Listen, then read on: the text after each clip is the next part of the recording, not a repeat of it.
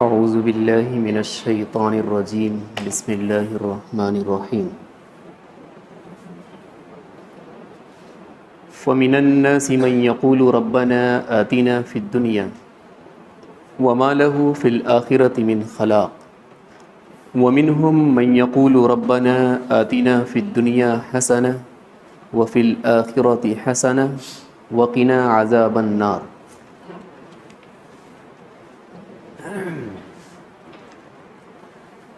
دعا کرنے کی بات میں کر رہا تھا. اللہ تعالی سے دعا کرنے کا کیا طریقہ ہونا چاہیے؟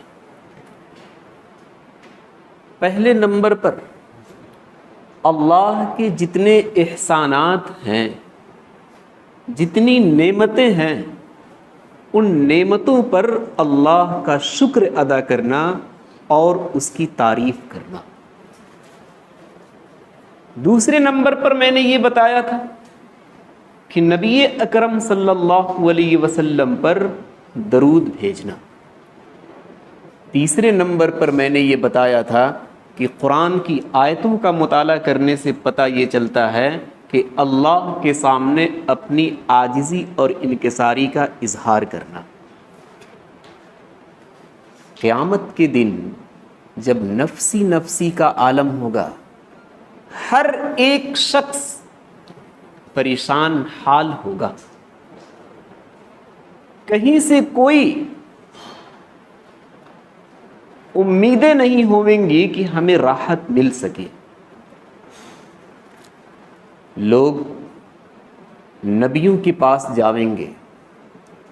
آدم سے لے کر عیسیٰ علیہ الصلاۃ والسلام تک سارے نبیوں کا ایک ہی جواب ہوگا، یا رب نفسی یا رب نفسی. بس میں کچھ نہیں کر سکتا، میری جان بچ جائے بس وہی ڈھیر ہے. یہ انبیاء کا حال ہوگا. پھر سب لوگ آپ صلی اللہ علیہ وسلم کی خدمت میں آویں گے. آپ صلی اللہ علیہ وسلم سجدے میں جاویں گے. اللہ تبارک و تعالی ان کے دل کے اندر اپنی حمد و ثنا اور تعریف کے کلمات ڈالیں گے. وہی کلمات آپ صلی اللہ علیہ وسلم اپنی زبان سے ادا کریں گے اور اس کے بعد اپنی امت کے لیے مغفرت کو طلب کریں گے. اس حدیث سے پتہ چلتا ہے کہ دعا مانگنے سے پہلے اللہ کی تعریف اور حمد و ثنا اور اس کے احسانات پر شکر ادا کرنا ضروری ہے. آپ ذرا غور کریں، ہم ایسے نبی کی امت ہیں جو میدان محشر میں بھی ہمیں بھول نہیں پایا. معراج کے اندر تنے تنہا وہ گیا تھا اللہ سے باتیں کرنے کے لیے. وہاں بھی ہم جیسوں کو یاد کر رکھا ہے. اللہ تبارک و تعالیٰ نے فرمایا کہ میری طرف سے آپ کو سلامتی ہو. التحیات کے اندر یہ سارا مضمون موجود ہے. ہونا یہ چاہیے تھا کہ اللہ نے جب نبی کو سلامتی پیش کیا تو نبی اکرم کو مل گیا جو ملنا تھا. آ جاتے. آپ صلی اللہ علیہ وسلم نے عرض کیا کہ میں جاؤں گا نہیں جب تک کہ یہی سلامتی میری امت کو نہ مل جائے. آج وہی امت نبی کے حکم کو جگہ جگہ پر توڑ رہی ہے. شراب خانے آباد ہیں ہماری اور آپ کی وجہ سے. سٹہ بازی چل رہی ہے ہمارے اور آپ کی وجہ سے. معاف کیجیے گا، زناکاریاں چل رہی ہیں ہمارے اور آپ کی وجہ سے. چوریاں ہو رہی ہیں ہمارے اور آپ کی وجہ سے. ڈکیتیاں ہو رہی ہیں ہمارے اور آپ کی وجہ سے. کوئی بھی ایسا گناہ نہیں ہے جسے ہم نے انجام نہیں دیا اور پھر یا تو ہمارے بچوں نے انجام نہیں دیا. ہر ایک گناہ کی حد کو ہم سب پار کر چکے ہیں. یہ وہی امت ہے جس امت کے لیے نبی نے رو رو کر دعائیں کی. اور اللہ تبارک و تعالیٰ نے یہ امت کو بھیجا نبی کی خدمت میں، لیکن آج نبی کے احسانات کو اور نبی کے کرم کو اور ان کے احکام کو، ساری چیزوں کو بالائے طاق رکھ کر نافرمانیاں ہی نافرمانیاں، ہر ایک نافرمانیوں پر ہم اترے ہوئے ہیں۔ الغرض، اللہ تبارک و تعالیٰ نے نبی اکرم صلی اللہ علیہ وسلم کو حمد کے کلمات بتاویں گے، اور پھر اسی حمد کے ذریعے سے آپ صلی اللہ علیہ وسلم اپنی امت کے لیے دعائیں کریں گے۔ درود پاک صلی اللہ علیہ وسلم، نبی صلی اللہ علیہ وسلم پر بھیجنا۔ عمر ابن خطاب رضی اللہ تعالی عنہ نے فرمایا کہ جس دعا کے ساتھ نبی پر درود نہیں رہے گا، وہ دعا آسمان اور زمین کے درمیان معلق ہو کر رہ جائے گی۔ جب اس کے ساتھ درود لگے گا تب جا کر وہ آسمان پر پہنچے گی اور اس دعا سے قبولیت کی امید کی جا سکتی ہے۔ ابی بن کعب نے آپ صلی اللہ علیہ وسلم سے عرض کیا کہ حضرت، میں جب دعا کرتا ہوں تو جتنی دعائیں ہوتی ہیں اس کا چوتھائی حصہ آپ پر درود بھیجتا ہوں، کیا رہنے دوں یا اور بڑھا لوں؟ آپ صلی اللہ علیہ وسلم نے فرمایا کہ اور بڑھا لو تو اچھا ہے۔ ابی بن کعب نے فرمایا کہ چلیے میں نصف کر لیتا ہوں، آدھا کر لیتا ہوں۔ آپ صلی اللہ علیہ وسلم نے فرمایا کہ اور بڑھا لو تو اچھا ہے۔ ابی بن کعب نے فرمایا کہ 3/4 کر لیتا ہوں۔ آپ صلی اللہ علیہ وسلم نے فرمایا کہ اور بڑھا لو تو اچھا ہے۔ ابی بن کعب نے فرمایا کہ اپنی پوری دعائیں صرف اور صرف آپ پر درود بھیجنے کے لیے کرتا ہوں۔ آپ صلی اللہ علیہ وسلم نے فرمایا کہ پھر دنیا اور آخرت کے رنج و غم سے تم ہمیشہ کے لیے الگ رہو گے۔ درود ایک خود دعا ہے۔ اللہم صلی علی محمد وعلی آل محمد، یہی درود پڑھ لیں جو آپ نمازوں میں پڑھا کرتے ہیں۔ کما صلیت علی ابراہیم وعلی آل ابراہیم انک حمید مجید، اللہم بارک علی محمد وعلی آل محمد کما بارکت علی ابراہیم وعلی آل ابراہیم انک حمید مجید۔ ہر ایک شخص کو یہ درود یاد رہے۔ اگر اتنا ٹائم نہ ملے تو کم از کم صلی اللہ علیہ وسلم ہی پڑھ لیا کرے۔ عاجزی اور انکساری بھی دعاؤں کے ساتھ ضروری ہے۔ میدان بدر میں 313 رہے، 1000 پر غالب ہو گئے۔ میدان احد میں 700 رہے ہیں لیکن شکست کھا گئے۔ حنین میں 14,000 کی فوج رہی ہے۔ قرآن کریم نے نقل کیا ہے اذ اعجبتکم کثرتکم فلم تغنی عنکم، صحابہ کو لگا کہ اتنی بڑی جماعت ہے، ہار جائیں گے، ایسا تو ہو ہی نہیں سکتا ہے۔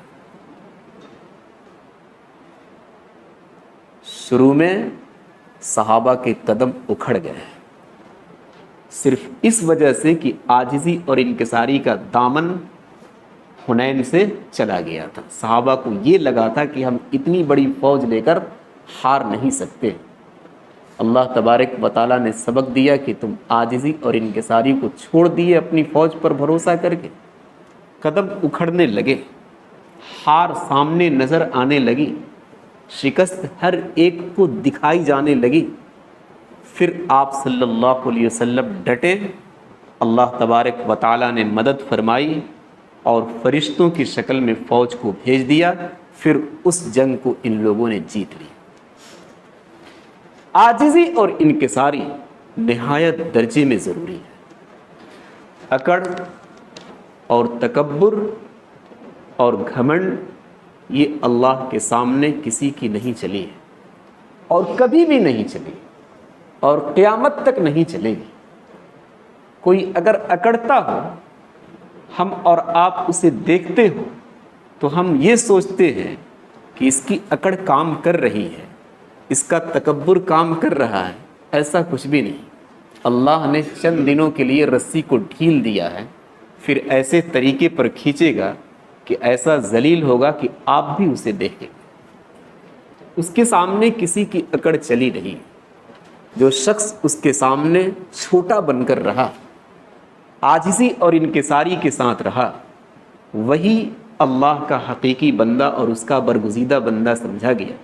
جس نے اکڑ دکھائی اور جس نے اپنا تکبر اور اپنا گھمنڈ دکھایا، چند دنوں کے لیے ہماری اور آپ کی نظروں میں تو ٹھیک رہا، لیکن پھر وہ ہماری اور آپ کی نظروں میں ہی برباد ہو کر چلا گیا۔ اس کے بعد اللہ تبارک و تعالیٰ سے اپنی درخواستیں مانگی ہیں۔ یہ ہے، وہ ہے، ہر چیز آپ مانگیں۔ ہم تو کہتے ہیں کہ اپنی مالداری ہی مانگ لیں، ہمیں مال چاہیے، واقعتاً چاہیے، آپ وہی دے دو۔ بچوں کی پڑھائی مانگ لیں، اپنے لیے فلیٹ مانگ لیں، اپنے لیے دکان مانگ لیں، اپنے لیے بڑی سی تجارت مانگ لیں، اپنے لیے بڑا سا کاروبار مانگ لیں، اپنے لیے سب کچھ مانگ لیں، عزت و آبرو ہر ایک چیز مانگ لیں۔ اللہ تبارک و تعالی ہر وقت آپ کو دینے کے لیے تیار ہیں، لیکن ڈھنگ سے مانگے اور سلیقے سے مانگے۔ کبھی کبھی انسان کو لگتا ہے کہ ہم نے فلاں چیز مانگی تو تھی لیکن ملی نہیں۔ ایسا ہو سکتا ہے۔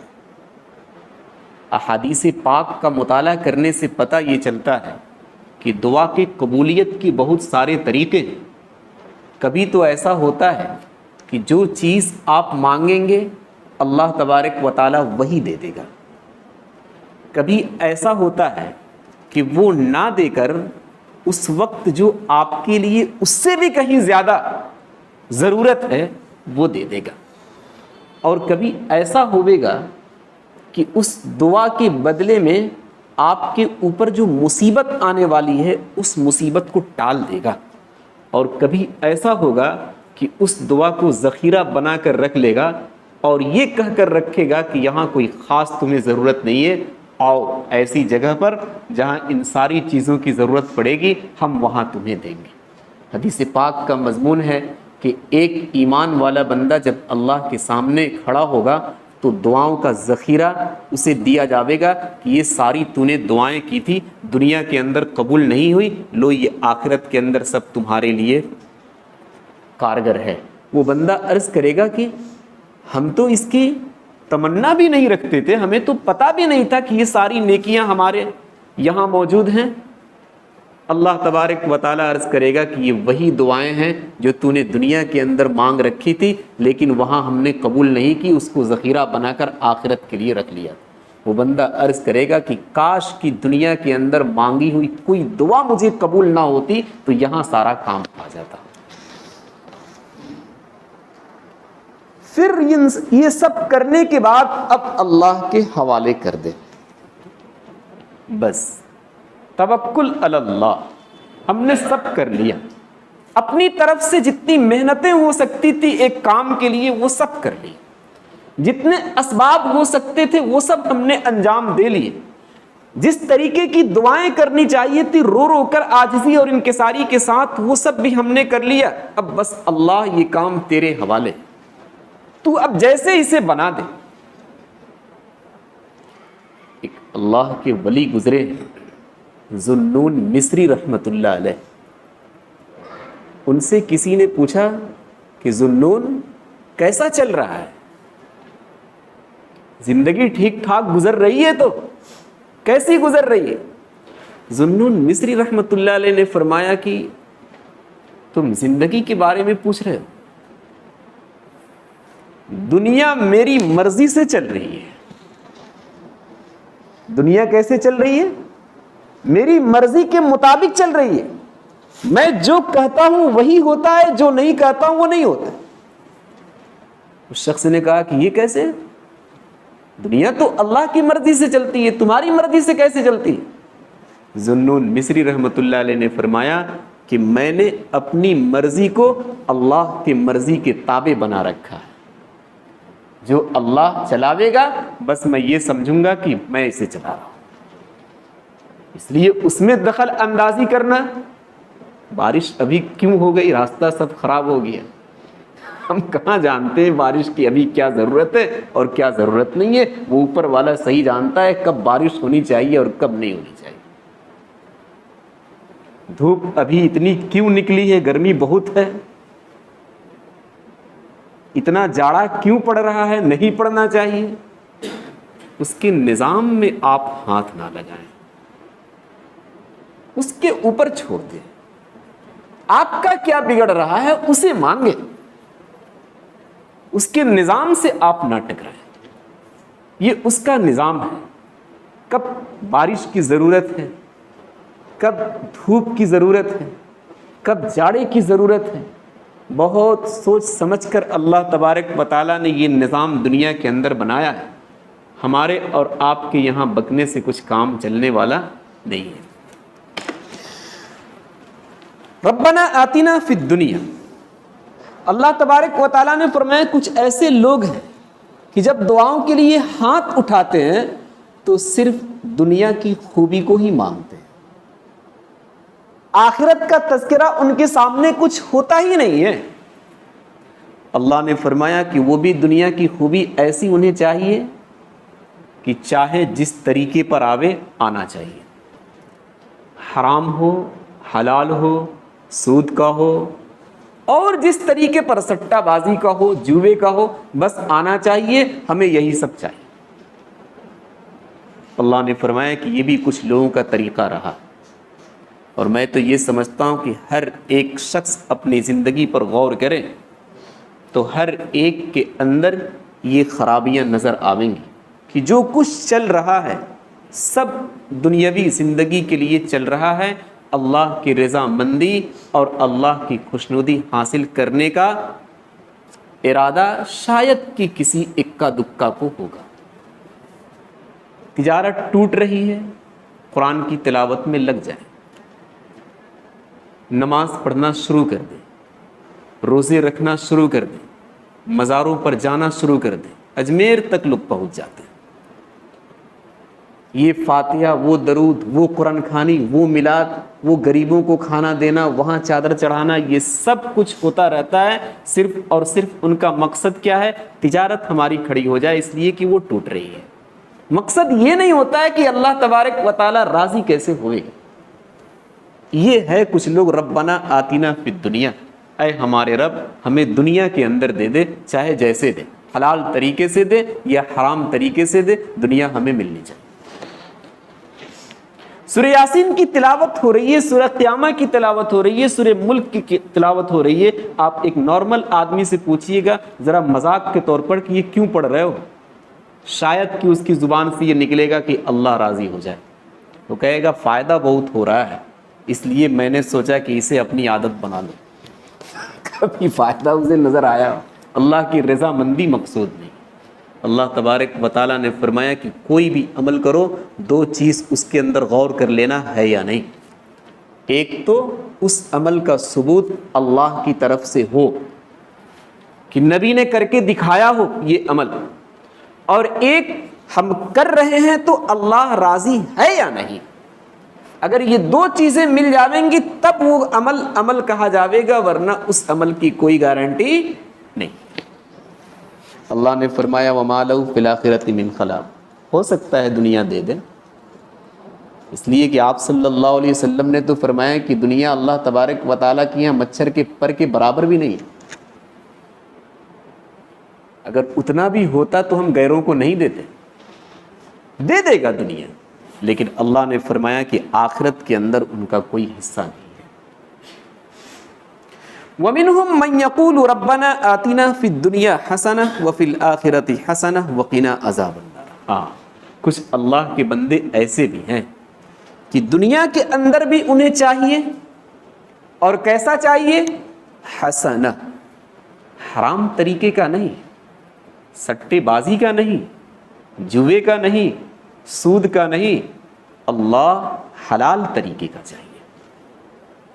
فقہائے کرام نے لکھا ہے کہ اس حسنہ کے اندر جو دنیا کے اندر مانگ رہا ہے بہت کچھ شامل ہے، خود اس کی اپنی صحت شامل ہے کہ اللہ مجھے صحت بھی دے دے، اس کے بال بچوں کی صحت شامل ہے، رزق کے اندر وسعت شامل ہے اور رزق کے اندر برکت شامل ہے۔ ایسے ہی اس کے بچوں کی پڑھائی اور اس کے بچوں کی تربیت سب کچھ شامل ہے، اس کی عزت و آبرو کی حفاظت سب کچھ شامل ہے۔ وفی الآخرۃ حسنہ، اور پھر وہ مانگتا ہے کہ اللہ آخرت میں بھی ہمیں چاہیے۔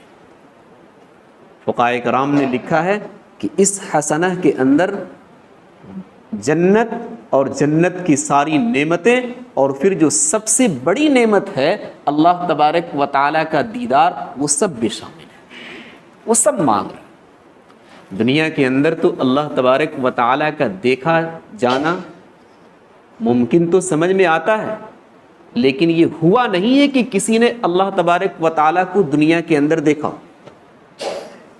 فقہائے کرام اس مسئلے کو ذکر کرتے ہیں کہ عقلاً ممکن ہے لیکن شرعاً ممتنع، کسی نے نہیں دیکھا اللہ تبارک و تعالیٰ کو۔ ہاں، کیوں؟ اس لیے کہ اللہ تبارک و تعالیٰ نے جو یہ آنکھیں بنائی ہیں، ان آنکھوں کے اندر اللہ کو دیکھنے کی طاقت اور صلاحیت ابھی اللہ تبارک و تعالیٰ نے پیدا نہیں کی۔ یہ جو آنکھیں نظر آ رہی ہیں، یہ دو بلب لگے ہوئے ہیں، لیکن اس کا کنیکشن اور اس کی روشنی اللہ کی ذات میں ہے۔ وہ چاہے گا ہم دیکھیں گے، نہیں چاہے گا نہیں دیکھیں گے۔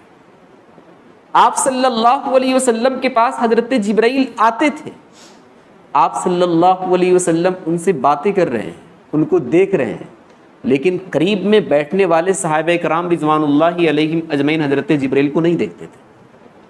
آنکھیں دونوں کے پاس ہیں، وجہ کیا تھی؟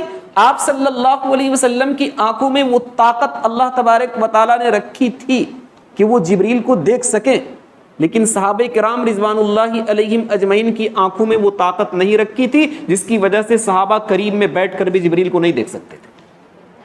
یہ دیکھنے کی صلاحیت اسی کی طرف سے ہے اور یہ طاقت اور قوت اسی کی طرف سے۔ اس وقت کی آنکھوں میں اللہ تبارک و تعالیٰ کو دیکھنے کی طاقت اور صلاحیت نہیں ہے۔ یہی آنکھیں جب جنت میں جاویں گی، وہاں اللہ تبارک و تعالیٰ ان آنکھوں کے اندر طاقت اور صلاحیت پیدا کرے گا اور پھر اللہ تبارک و تعالیٰ کا دیدار ہوگا۔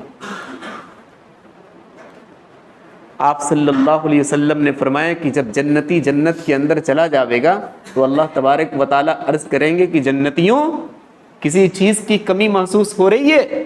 جنتی عرض کریں گے کہ اللہ تیری دی ہوئی ساری نعمتیں یہاں موجود ہے، کسی چیز کی کمی کا احساس نہیں ہے۔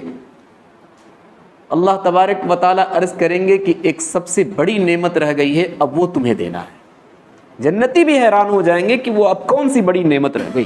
اللہ تبارک و تعالیٰ فرمائیں گے اب اپنی آنکھوں کو کھولو اور میرا دیدار کرو۔ یہ ہے وفی الآخرۃ حسنہ۔ اس دعا کے اندر ایک بندہ اللہ تبارک و تعالیٰ کا دیدار کی بھی مانگ کر رہا ہے کہ ہمیں ہونی چاہیے۔ ایک بڑے بزرگ گزرے ہیں عبد القادر جیلانی رحمۃ اللہ علیہ، ان کا تو حال یہ تھا کہ نبی اکرم صلی اللہ علیہ وسلم کی زیارت خواب میں نہیں، آنکھوں کے سامنے کر لیا کرتے تھے، اتنے پائے کے بزرگ تھے۔ جب مرض الوفات میں وہ چلے گئے، مرنے کا ٹائم آ گیا، تو ان کے بیٹے نے کہا کہ حضرت آپ گھبرائیے نہیں، ہم آپ کے لیے دعا کرتے ہیں کہ آپ صلی اللہ علیہ وسلم کی زیارت ہو جائے، اس کے بعد آپ دنیا سے تشریف لے جائیں۔